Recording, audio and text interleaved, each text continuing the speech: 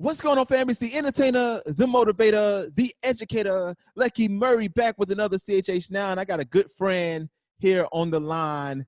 This man is probably one of the most hardworking men in music business, period.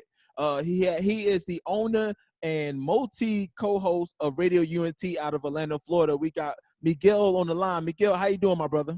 What up, Lucky? How you doing, bro? How's everything going? Oh, man, everything's going pretty good, my brother. If you don't know, man, me and Miguel did a radio show last year called The Morning Vibes. I was on there co-hosting. We did a lot of dope things with CHH. So Miguel doesn't do a whole lot of CHH. It's more like bilingual. But just talk to the little people about what Radio UNT is and what do you do over there? Well, Radio UNT. What we do, to be honest with you, like you said, it's a bilingual station. We play English and Spanish music. For the youth and young adults. If you're over 40 and you don't like urban music, Spanish or English, you could go ahead and listen to whatever K-Love or any of those stations. More than welcome. They're great stations. But that's what we do. Play English and Spanish for the youth and the new talent. We respect and we love these good old fellas that have been doing it for 20 years. They're really good. But it's time to get the new blood and show them that, hey, let's go and play your music. You got to work a little harder. You got to do some more work, but we're going to play your music. And that's what we do in Radio UNT. And the one thing I like about Radio UNT is that it has a lot of different shows on there, a lot of different panels. I think Miguel is one of the ones that are really doing, especially in the bilingual space. I may not understand the language sometimes, but the grind that Radio UNT has, you have to respect that. So talk a little bit about the shows that you're pushing in this season with Radio UNT. Right now, brother, I got over, I just did the math the other day. I think it's over 35 shows between shows and segments. I got over 66 people collaborating with us on the station, working with us from all the different places, from different states, different countries, English and Spanish, like you said, bilingual. I got the morning show still going on. We changed the name. It's hashtag Tu Mañana. We got segments throughout the dates, different segments, 10, 15-minute segments. We got we do interviews throughout the day. And we got different shows, man. I got pastors, I got young kids doing the thing, also bringing the message, bringing the word, and doing it a little different. I got a show, like, it's called The Breakdown, and it's for young guys, young kids, girls and boys, and they get a Bible verse and they break it down to people. You know what I'm saying? I got a show called Lyrical Battle, and I got secular music against Christian music, and we just give our opinion. Who's better? And by the way, I find more than you think, Lucky, people that sound the same more often than ever. You know what I'm saying? Yeah. So we got stuff like that, trying to be different and trying to showcase the new stuff, be different. And I don't mean being different like, oh, I'm a Christian, I'm being different. No, being different for real. I'm not gonna criticize all these other stations. They do what they do, but I'm trying to catch their attention, and I'm not gonna catch their attention doing the same thing for over 20 years. You know what I'm saying? Yeah. The only way to get people's attention is doing something really different. So that's what we try to do, man. And to be honest, and that's another thing, the oldest person working on the station out of 66 people, the oldest one is me, and I'm 37. Ain't nobody older than me. Everybody else, the youngest person I got is 16, and in between 16 and 37, bro. Wow. And you know, so definitely, man, I'm definitely going to plug in Radio UNT. I think that you should check it out, especially if you're bilingual or if you just like to listen to different music, man. I'm telling you, this radio station is taking off, man. And Miguel, how long you been doing it? About 3-4 years? July 4th, it will be 4 years. So in 4 years, over 35 shows and segments. And the grind is real. I'm telling you, this is probably one of the hardest working people I know, man. So the pandemic had grown so much, Lucky, and it's crazy to me. I was concerned, like, how we're gonna compete with everything else going on, because everybody is being busy on the pandemic because there's nothing else to do. We went, when the whole thing started, we started at 4.1 million viewers reached right now on the website and the app. Right now, we at 5.0. I just checked this morning. Wow. You know what? Having an online station, and I have maybe one segment I do live, and I play just 24 hours radio. I have to have more respect for what you do because the programming side that you have to do, you have to correlate their different shows. You have to make sure that they on it. It is crazy. So the pandemic has actually been good to you, correct? Yeah, it has. I'm not gonna lie to you. It has created more content. I've been doing more stuff, different stuff. So yeah, it has been helped a lot, to be honest with you. You know what? And that's one thing I love to hear, man. I love to hear the fact that, and this is one thing I saw with the pandemic for me with CHH Now, my blog site. It's like I've started to see where more people are tuning in and more people are checking it out. Now I'm not where Rapzilla's at right now, but that's okay because I'm carving out my own lane that I feel like is needed in the space. And you know what? I think that's the biggest problem, Lucky. What you just said right there. When you're trying to do stuff to be like somebody else, it get more difficult. It get really hard. When you just do it because you want to do it, because that's what you love doing in a daily basis, and you forget about the numbers and forget about people, that's when it get easier for you. You know what I'm saying?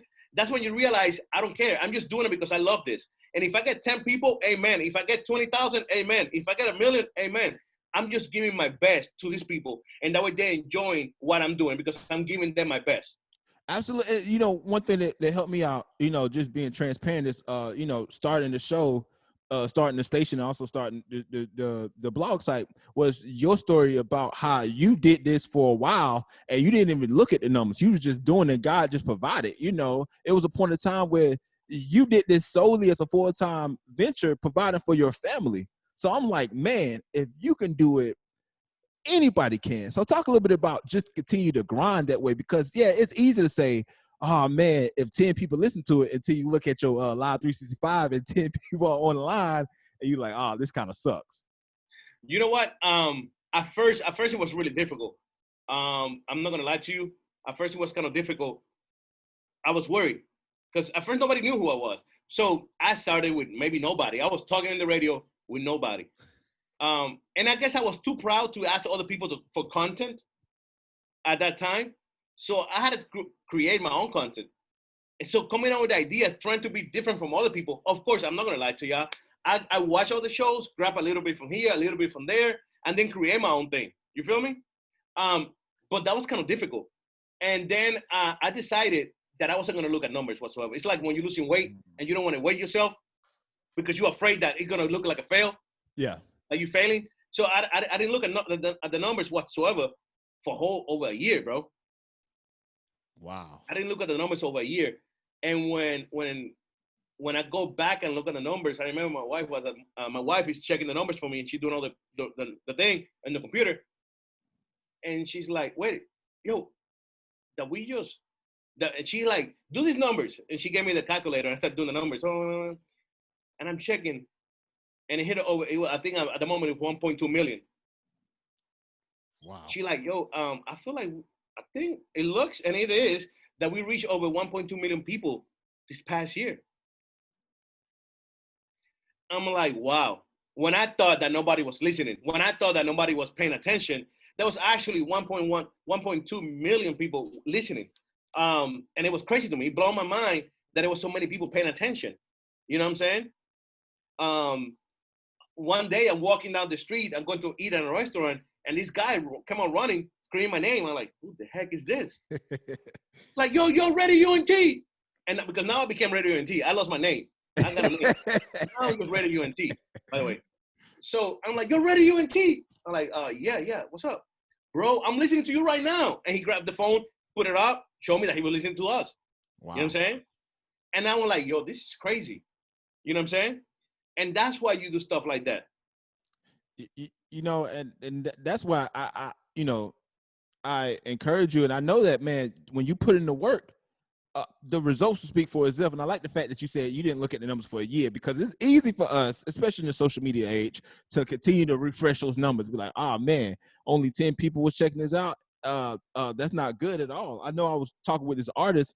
He got mad at me because I'm like, look, I invited him to send his stuff to my playlist. But what I do is like, hey, look, if you're on my playlist, just shout it out, just share it with me. And that's all that takes because I'm sending people to your music. Just say, hey, I'm on this playlist. You know what I'm saying?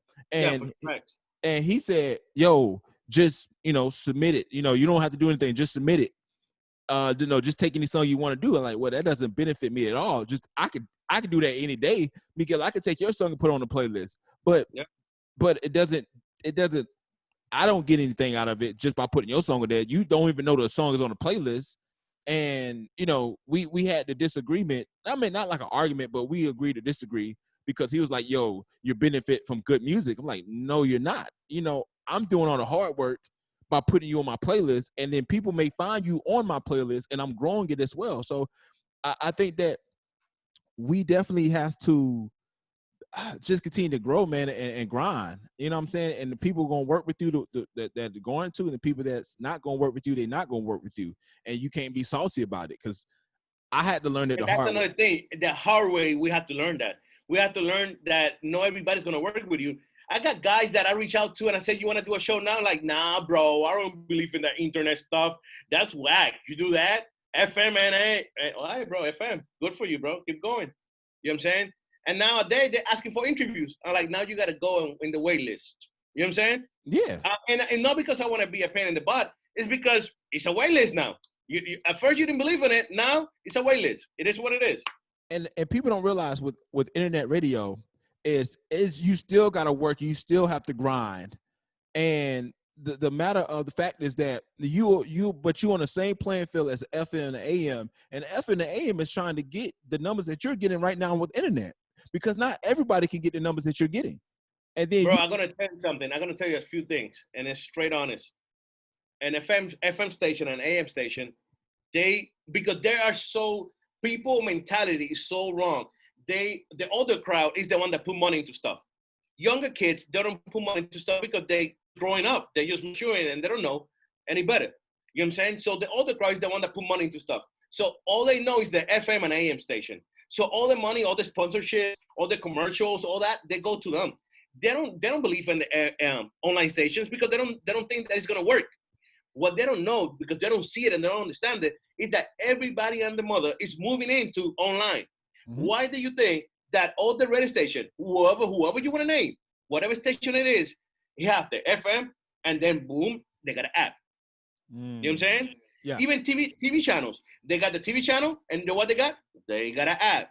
You know what I'm saying? They do that because they all understand that that's the future. So if I'm in the future right now, why I gotta go back to an FM station and try to do something? Mm-hmm. You know what I'm saying? Right now, they have to get AM, because if not, most of the stations, not all of them, most of the stations here, and especially Christian stations, they are low power, meaning they could only reach 5 mile ratio. Wow. So on a 5 mile ratio, you're not gonna be able to reach that many people. Mm-hmm. You know what I'm saying? Yeah. Right now, I'm online. I got no support for nobody. I'm covering everything myself. You know what I'm saying? And God, obviously. And I got over 100 countries that you could go to the website and look at it yourself and see them. Over 100 countries and 5 million people. You know what I'm saying? Yeah. With no support for people paying for no. And I'm not saying this because feel bad. No. I'm saying that it's possible. You just got to work hard. Are you willing to work hard? Are you willing to put the work? You know what I'm saying? All these artists, for example, you want to go to music. Let's go and move it to the music business. Do you think that KB or Lecrae or Tadashi or Andy or whoever you want to name blew up like that? They just came in and boom. Bro, nowadays, it's still, let's go and mention Lecrae. How many years Lecrae been doing music? How many years? Lecrae been doing music since 2003. So about 2003. Yeah. 17 years. 17 years. Yeah. 17 years. And we still got some folks that don't know who Lecrae is. You know what I'm saying? Yeah. And homeboy have put the work. I'm not saying that Lecrae is the greatest rapper ever. I'm not saying that either. But he have put the work. That's why he's what he had right now. Absolutely. So if we still got some people that don't know who Lecrae is, it's kind of crazy to us. So would you expect that you're gonna open a radio station, or you're gonna start doing music, and then you're gonna blow up like this and be somebody and everybody know your name? It's one thing I realized, especially in this pandemic. I'm like, this is work, especially doing the blog site, and then doing the review Fridays that I do. It is a lot of work. It's not where you just sit around and do something, like, no, and then I have to do interviews. It's a lot of stuff that you got to do, but at the same time, it's doable. Like you're saying, it's doable. And you know, and that's one thing that I can admire. And the one thing I also admire, Miguel, if you don't know, is probably one of the best A&Rs in the game. Miguel can spot talent. And I don't know how or what. Miguel will put me on people that I interview and like, I have no idea who this dude is. And you know, Illish, one rapper that we Illish, I seen him at the A3C event last year at the Rapzilla thing, and it all because of what we did at Radio UNT. Erica Mason. I can name countless of artists. I think it's DeAndre, the manager. Mm-hmm. I seen him all because of Radio UNT. That's like, bro, I know you from somewhere. And I was like, oh, okay. You know what I'm saying? And I can admire that. But the one thing that I want to get your opinion on, and we're going to switch gears, is one, it's a lot of crazy things happening, social injustice, you know, black and brown people, and, you know, just protests and everything else. I want to get your opinion on what first of all, let's ask about this. What do you think about what's going on in the day of time as far as with social injustice? To be honest with you, I know that it's crazy and it's sad. I feel like we waited a little, and it is what it is, but we waited a little too long to get up and stand up and fight back. But at least we did. At least we're doing it. At least we're working on it. But I feel like we need to stay on it. We could not let it go either. We cannot let go. We cannot get up and like, we're gonna fight. We're gonna fight, and then we are. You know what I'm saying? Yeah. We need to keep fighting for it. And it's kind of sad, but I feel like, to be honest with you, the system is all messed up. We know the system. It's all messed up. But I feel like it comes from people's houses. It comes from people's homes. You know what I'm saying? These people that are doing the system, that are working out the system, didn't get there hating each other or hating other people. They got there and they knew how to hate other people because they taught that at home. They learned that at home. So eventually we're gonna have to fix this at home. Yeah. You know what I'm saying? For example, bro, if you go to school, I don't know in where you at in South Carolina and all that, but you go to school here in Orlando, and you go to school here. When I first moved to Orlando in '98, I moved to a black community, and I was the only Hispanic in the whole community. I was the only Hispanic out. They thought I was white, and look at me, I'm not even white, bro. They thought I was white. So, because I was the lightest skinned kid in the whole community, and you go to school. And you seeing this, bro. You see that the black kids are in that corner, the whites are in that corner, the Hispanics are in that corner. You know what I'm saying? You go to a church, even the church, bro, is divided. Yeah. The white church is there, the black church is there, and the Hispanic church is there. So we're growing up like this, what you expect when we get older. You know what I'm saying? So I feel like we got to fix this at home. And it's sad that we had taken so long to fix it. You know what I'm saying? But we have to fix it. And I hope that came out with a better system, because it's not about the fight and arguing and doing all this stuff. It's about teaching them. You know what I'm saying? Yeah. It's about teaching them like, yo, we're here to help each other. I'm not going to point the finger at you because I'm not going to fix it. Can we sit down and figure this out? You know what I'm saying? For example, if a cop is over using his power, we got to do something about it. We got to put a law down that said that any cop that overuse his power, get arrested, get charges, straight and simple. This whole thing that we're gonna do an investigation is nonsense. Charges, straight up. You know what I'm saying? Yeah. The same thing with racism. I mean, you see that, you feel like, bro, and you live in the South. You know, well, halfway there, you've seen it. You know how it is. Yeah. I went to Savannah, Georgia, bro, and I lived in Savannah for 3 years. That was scary. You know what I'm saying? Yeah. That was scary living in Savannah, Georgia. So imagine living like that every day, day in, day out, and nobody talk about it. There's like, it's normal. Yeah. It's normal, and it's not. It's not that you don't have to worry about having a cop behind you and thinking that he's gonna pull you over and he's gonna get arrested or he's gonna whoop you or he's gonna beat you up for no reason. You shouldn't be living like that. We shouldn't be living like that. But I was in Jersey and a cop pulled me over. And I'm like, officer, what are you pulling me over for? You should know. No, I don't know. That's what I'm asking you. Why? Get out of your car. Like, get out of my car for what? Get out of the car. Your hands in the top. I'm like, what? Flip me over. Going over stuff, telling me stuff. Out of nowhere, he got a call in the radio. And you know what he told me? What's that? You lucky that I got this call. If not, your beat would have been mine. So the excuse that he told me that he pulled me over was because my tail light was out. So me thinking that my tail light is out, I ran into AutoZone to get a new light because I don't want to get pulled over for no car for that. You know what I'm saying? Yeah. Bro, I get to AutoZone and guess what? What they say? My tail light wasn't out, bro. Oh. So guess what happened now? Now I'm in the road and I got a cop behind me. I'm over here panicking like, oh, ooh, I get real tense. You know what I'm saying? We shouldn't be living like that. But why? Because there were no laws, no protection, no nothing. And we had to work on that. We had to work on those laws. We had to work from home, teaching these kids that you don't have to hate nobody, that nobody's different. I was watching a series on Bruce Lee the other day, and Bruce Lee said something that got my attention. In the 70s, the guy asked Bruce Lee, hey, Bruce, do you consider yourself Chinese or American? Because Bruce Lee, between his life, he went back between China and US. And Bruce Lee said, that's a crazy question. I'm just a human being. I don't see no colors. I don't see no difference between all of us. There's no difference. I'm just a human being. Just like you, just like that guy holding the camera. We all humans. The color thing, if I'm yellow, you're white, and he's white, I don't see that. And that's the problem, that they're teaching us that we all different. And we keep growing up with this nonsense. Like I said, at school, at churches. When was the last time that you saw a black church going to a white church, or vice versa, a white church going to a black church?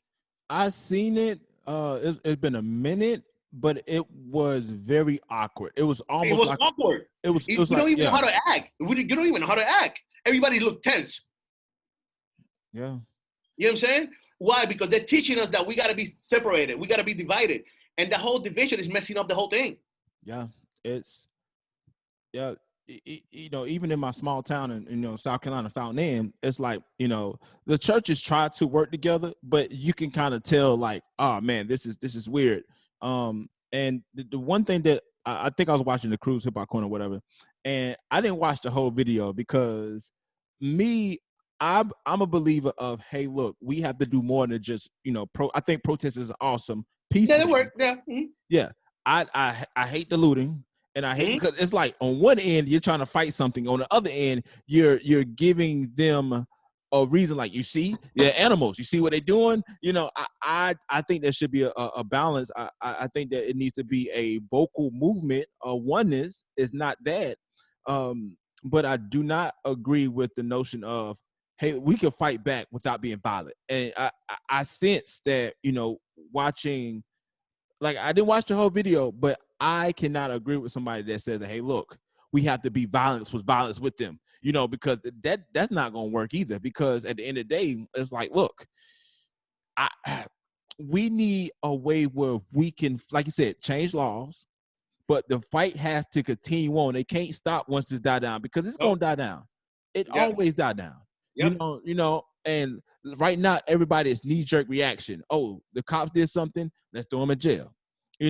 I look at the case in Atlanta, which, the guy, fought him off, took the taser, and was pointing the taser at the guy, and the guy shot him. You know what I'm saying? Now, I haven't looked into the case to see whether or not there was police brutality, but I also believe, like, look here, like, if you're an unarmed black man, you shouldn't be shot. But if you're armed, I don't care what it is, you know what I'm saying? Machete, you know what I'm saying? If whatever, it's like, I believe that the police should do the same force. But I agree with you 100%, but that's the thing. I feel like the training to the cop, that's another fact that it's a whole bunch of stuff that we got to look into it. Yeah. But for example, this case in Atlanta, the guy had the taser. Great. I'm pretty sure that this cop could have shot him at the kneecap. He could have shot him on the foot. He could have shot him on the arm. He could have shot him on the shoulder. You don't have to kill him. Like that would have been my last choice. I just mentioned like 5 choices, and that was my last one. You know what I'm saying? Yeah. And that's the thing. And I know that it's really difficult to say, oh, but you're not in that position. I'm not. But that's why you got. That's why you take a training. Simple. I think that I think you're right. We definitely need a training.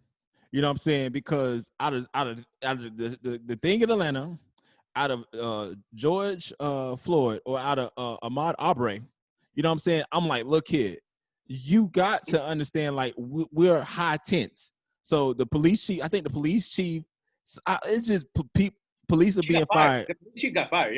Yeah. Yeah. People are being fired. I do not agree with defunding the police. I think about retraining the police. And also, like you said, we have to start in the homes. We're teaching this generation. And by the way, I'm sorry to interrupt, Lucky. Okay. And one thing that is funny to me and crazy is that you could tell when somebody is racist by just having a conversation of 10 seconds with them. Yeah. You know what I'm saying? So you carry a conversation with these people that go to the academy for 10 seconds and you see that they could be racist. Why are you hiring these people? I think it needs to be a thorough background check. I also do think that needs to be like extensive. Like, yo, the same way that they check the athletes for the tweets, yeah, and see what they said in 2013, when now in 2020, and you judge him for that and you go crazy because he said something in 2013, do the same thing with these people, man. I'm pretty sure you can look in the Facebook or in the Twitter or any of the social media, you're gonna find something like, oh no, this guy can't be a cop. You know what I'm saying? I agree 100% because the worst thing we want to do is not allow young boys and girls of color and also anybody in general to not be polices because they think that, oh, police are this, so I don't want to be a police. And that's another thing. I feel like the police department should be smarter than this. And I think everybody should be smarter than this and balance this whole thing out. Do you know how horrible it is when you go to a place of work and you see all whites? Or you see all blacks, or you see all Hispanics? That's so annoying to me. You know what I'm saying? Yeah. Once again, we are creating the division. Why are you going to hire all this, like the NFL? No, we had to hire, at least interview a black guy. No. Somebody in your staff, at least you got to have 10% of your staff to be black, at least, or 50-50 or whatever. Don't give me that nonsense that you're going to just interview a black guy. You know what I'm saying? That's disrespectful, actually. That to me, that's very disrespectful.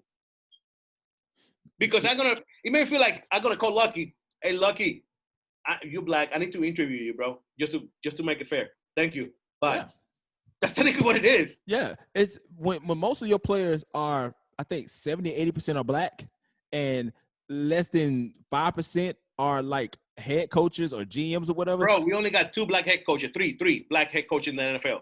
And then Ron Rivera is the only Hispanic, I believe. The only Hispanic. Yeah. So I think there needs to be a change. And let's touch on this topic real quick, because this is a hot topic right here. Lecrae was in a discussion. This was already taped. It was him, Dan Cathy, the CEO of Chick-fil-A, and we had Louie Giglio. Something like that, yeah. I can't say his last name. And they was talking. And it's a snippet from the whole hour segment. But he was like, hey, understand that white people have an issue with relating to white privilege.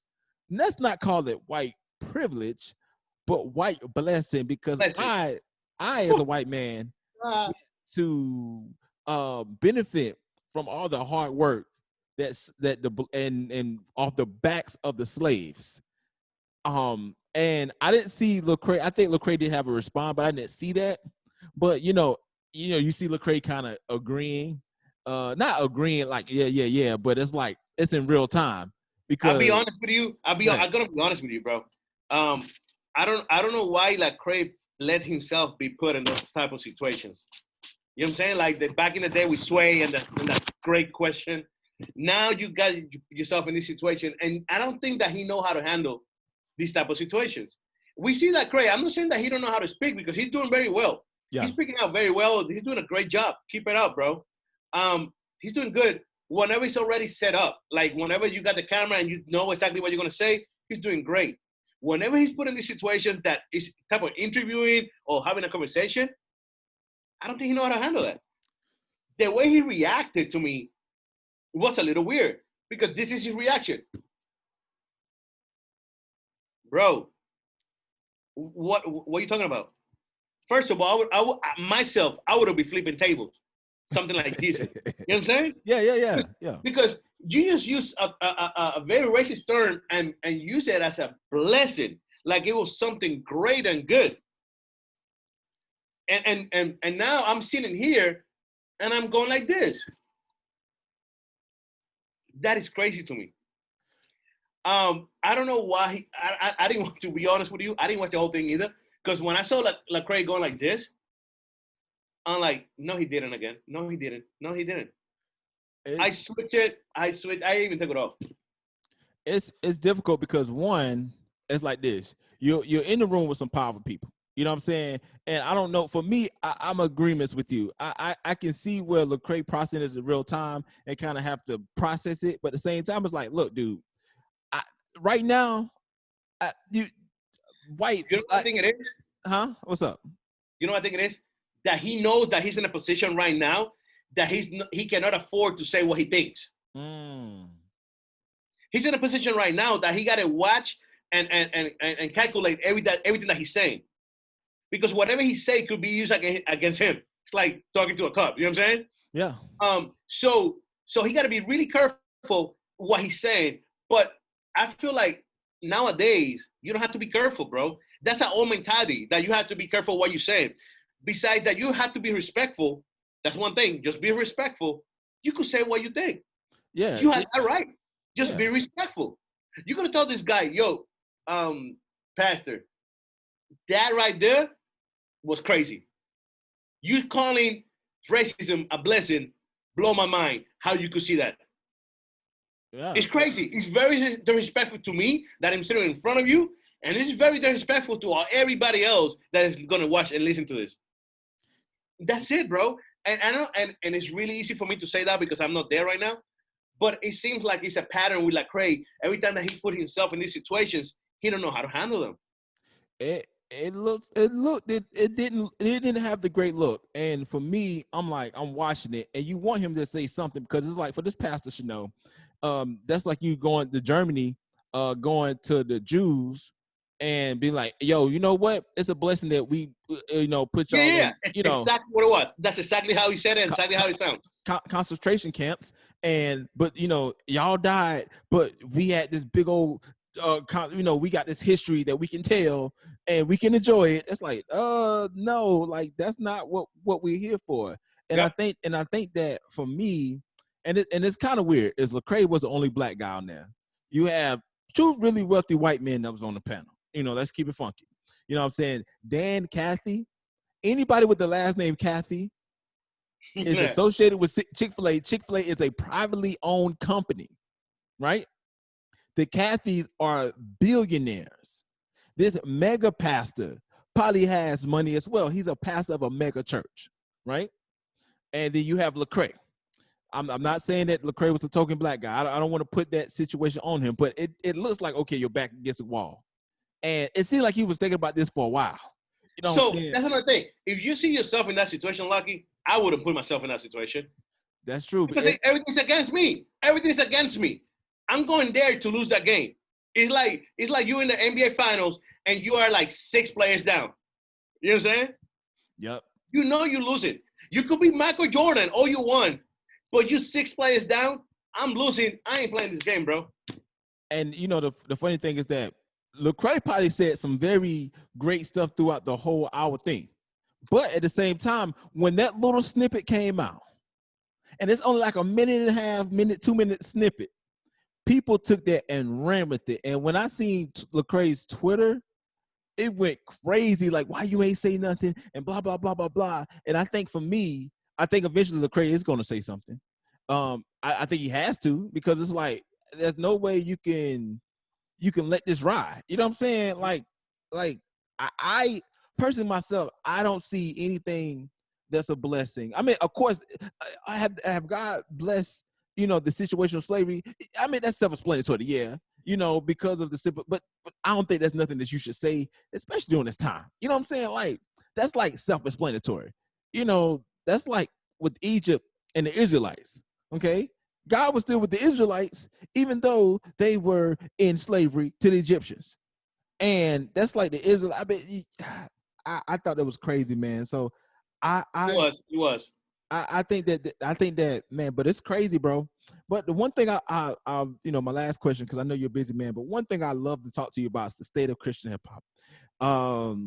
Because a lot of people, for one, my stance on Christian hip hop is not a genre, more of a community, because a genre has different avenues to help the movement move forward, like radio station, magazines. It has different infrastructures. Christian hip hop has none of those whatsoever. We barely have maybe like a few radio stations plays us. We barely have magazines. We barely have blog sites. So in my opinion, man, in 2020, as you looking afar, but you keep your eye on CHH, what do you think that CHH is? What is CHH in 2020, in Miguel's opinion? Dead. I haven't seen anything. It's 2020. I know that it's maybe not the artist's fault, but I haven't seen anything. It's a whole lot going on in the nation. I get that. But I feel like that would be the best moment or the greatest moment to come out with content to the people. You know what I'm saying? To create something for the people. And all we got was a few artists here and there coming out with stuff. But it wasn't a great amount of content. You feel me? Yeah. I think people in an average, I'm gonna tell you something. In a weekly average, I get around 20 to 30 new tracks. Before used to be split 50-50, English and Spanish. This whole year, all I got in, bro, I could say it's like 75-25. Ooh. You know what I'm saying? And that's kind of scary. When I only got 25% of music, and it's not even great for that matter either. You know how I know it's not even great? Because nobody's talking about it. People like you, blogs, and all that have to be talking about all the stuff besides CHH music, because that hasn't been great. To be quite honest, it doesn't draw in any numbers whatsoever. If I could do a story on anybody, you know what I'm saying, and it doesn't draw in numbers. I feel like this. I'm gonna use Tekashi 6ix9ine as an example. The reason why Tekashi 6ix9ine is so successful what he does is because he could take attention, turn the attention to eyeballs, and then eyeballs into dollar signs. You know what I'm saying? For good or bad? Good or bad. Because I knew once he got out of jail, at the amount of time he did, if he would have did like 4 or 5 years, I don't think he would have had the same buzz. But because people kept his name in his mouth for that whole year and a half, he came out there, he instantly got back the same, if not more, attention. Because he did more. He got more. I think he got more. Your Instagram Live, 2.5 million views, right? Mm-hmm. So he takes that, and even with the Black Lives Matter, he's strategic. He's like, all right, I can't be on my BS right now, so let me leak a song with Nicki Minaj. Let me leak a song with Akon. You know what I'm saying? He don't have to be wilding so people can go against him, but he could just be building. And I think the problem with Christian hip hop artists is that they do not know how to take eyeballs and turn eyeballs into money, into downloads, into, you know what I'm saying, your concerts. I looked at You know what I feel, and I think, and I was talking to somebody about this the other day. I feel like when you don't know exactly what you're doing, you're not gonna go nowhere. I'm gonna say, and I'm gonna tell you in what matter and how. When you don't know if you got a ministry or business, it's gonna be kind of difficult to know exactly where you're going.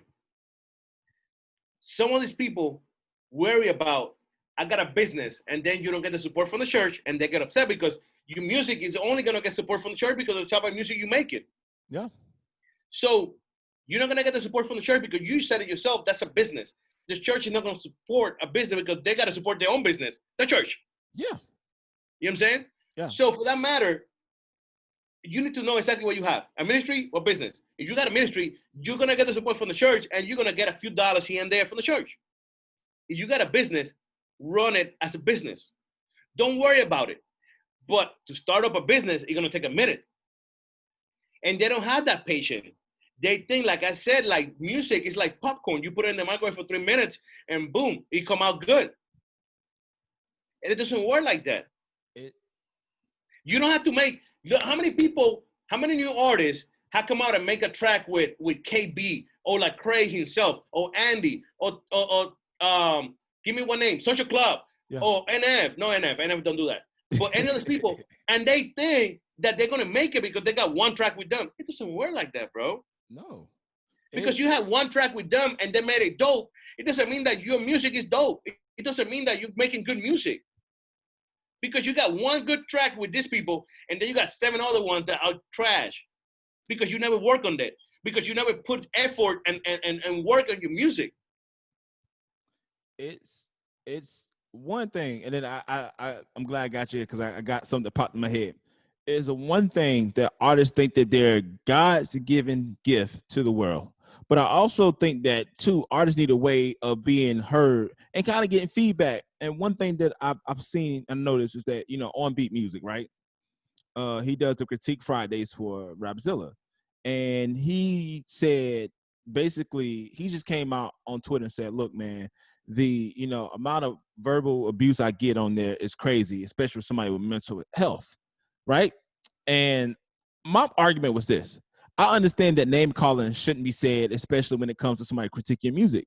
But I also, from the artist standpoint, you know what I'm saying? Nobody's perfect, but they're paying you money for you to review their music. And if you just don't give them what they're asking for, of course people are going to be mad.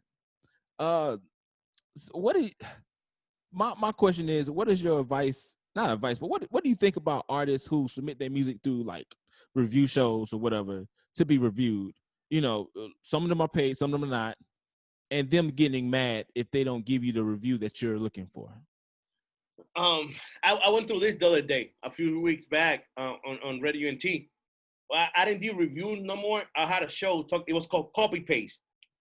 And it was about these artists in the Spanish market, especially artists that grab a beat from a secular song and they jump on it and they freestyle on it. You know what I'm saying?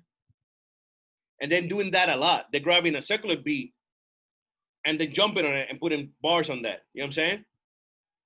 And we talk about it on the show. And we mentioned a few songs that people were doing that. We didn't say no names for the artists. We didn't mention no names or nothing.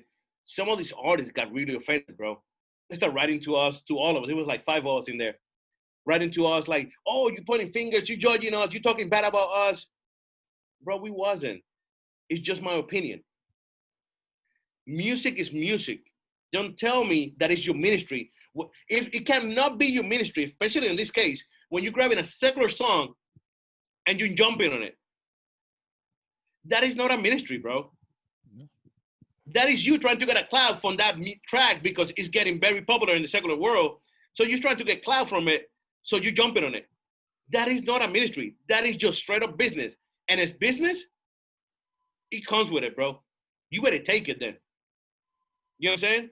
Yeah. If you want to treat it as a business, if you want to pay somebody to critique your music, it will come with it, bro.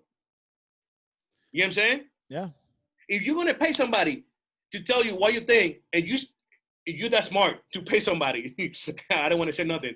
If you're that smart to pay somebody to tell you what they think about your song and your track, bro, you got problems. Yeah. I think that for me, even if the host is not like, for me, I think that, hey, look, Rapzilla could do a few things about Critique Fridays to make it a better experience. But I'm all for these artists that, look here, if you're going to pay for that review, take what they give you. You know what I'm saying? Like take what they give you. You know, you don't have to call the man no names or whatever. Even if you disagree, that's ways to do it in a way where you're respectful. And you don't have to call this man out his name. But I also do think that don't sit up here and people are like, yo, he's doing it. You know, he's spending Friday nights. Bro, let's not get it twisted. This man is getting paid for this, okay? Yeah. This man is not sitting here for free and just taking $50 and just giving it for his soul for 5 hours. Nobody's doing that. So I think that, it comes with the territory for him and also for these artists. Look here, you got to understand, man, like this is an opportunity. Like you could spend $50. You could do more with that $50 to get a critique. But if you feel like it needs to be done that way, that is the requirement. So, You don't have to pay Lucky, and Lucky will tell you the truth, and he's still gonna critique it, good or bad, ain't it? yeah, exactly. If you Comes with territory. If you don't like, I don't like it. I don't like it. It doesn't mean that it's bad. It means that you ask me, and I'm gonna tell you the truth. I think it's dope. It's fire. It's gonna be a good track. It's trash. It's garbage. Throw it to the side. Yeah, I done had artists who come to me, and I had a few get upset or whatever, and I had to say on the radio, like, look here, it's all love. Like if you do not like for your music to be critiqued, or you don't like what I'm saying, A, this is my opinion, and B, this is other platforms where you can send your music to if you just want a yes man. You know what I'm saying? Like, and it's funny because I bet you they send that track to a secular station or a secular blog or whatever, they're gonna laugh at them, bro. Worse than that. The people gonna laugh at them like they are a joke. You know what I'm saying? And artists feel like they are, I don't know, man. It's something that I thought that was crazy, man. But my last question, Miguel, because I know you got to go, is what do you think is going to take for a Christian artist to kind of make that buzz? Because I'm seeing artists do stuff, but nothing's sticking. It's like throwing pasta to the wall. You know what I'm saying? Nothing's sticking. A lot of people thought, oh, well, this is a pandemic. Let's release music in the pandemic. Everybody's sitting down doing nothing. Well, hey, here's the thing. Everybody's releasing music. You know what I'm saying? So the space just got crowded. That you can't. But no CHH. Everybody else in the world has released music except CHH. I haven't seen that many artists releasing music. I think that I see some people release music, but it hasn't, like you said, it hasn't been sticking.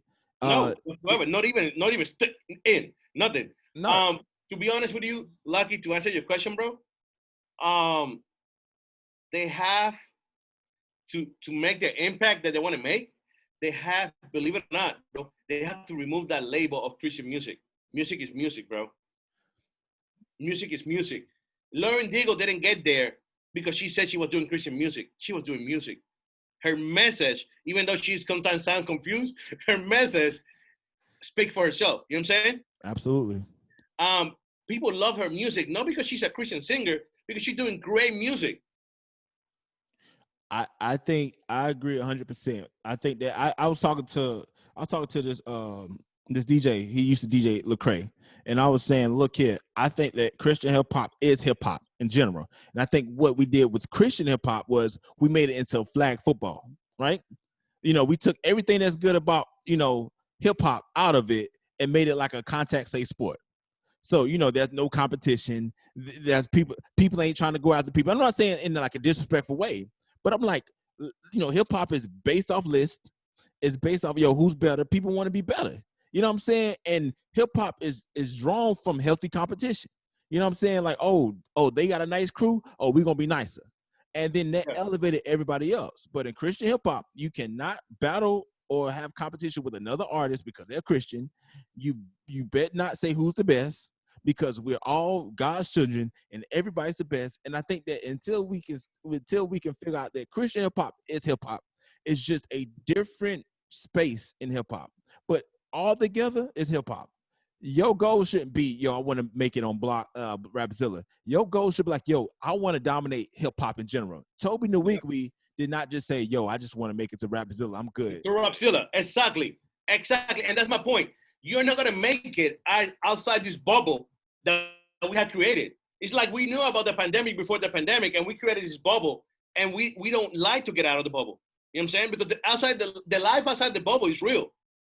The same way that we challenge some artists to make music that they don't curse and they don't do all this stuff, we have to challenge our CHH artists to make music that other people will enjoy. You know what I'm saying? Yeah. And if the Christian people don't like it and said, well, you don't mention God, that's cool. Don't worry about them. They're in church already. They're getting what they need. You do what you got to do to get these people attention. You know what I'm saying? With your music. But because we have created this bubble, and they don't like to get out of the bubble. They love to stay in this bubble. Oh, I don't want to do music for church. But then all your concerts are in churches. Point blank, period. And now I don't want to make music for church, but all your events are supported by a church. You know what I'm saying? I don't want to make music for church, but all the conferences and everything that you do is for churches. You're not going to stop making stuff for churches until you stop doing that for them. Simple. Yeah. And here's what I think, and this is going to test a lot of people. We're going to see. The pandemic, I know one artist right now is going on a promotional tour. I don't know how he's going on a promotional tour during the pandemic, but he's performing and doing a promotional tour. More power to him. I feel like this. If you are an artist, Christian artist, whatever, this is going to test to see if you're going to, we're going to see a lot of artists, either they're going to continue on and figure out a way to make it happen, or you're going to see a lot of Christian hip hop artists with 9-to-5s, which is nothing wrong with that. Nope. But then again, it's like, what is it going to be, a business or a ministry? And it's okay to have a ministry, but don't get mad if you don't get the looks like you would if you handle it like a business. Oh, that's another thing. It's a great thing if you got a ministry. You just got to make sure that you have a ministry. You know what I'm saying? Don't get mad when you go to a church and the church only got 20 people and they give you $150. You know what I'm saying? Exactly. But that's a ministry. That's a ministry. If you got a business, you go to the church and tell them, I need at least 5,000 people and it's going to be $10,000. That's your business. You know what I'm saying? Exactly. And here's the thing. You know, if you got a business, you have time to do the ministry work as well. You know what I'm saying? Because you got that money.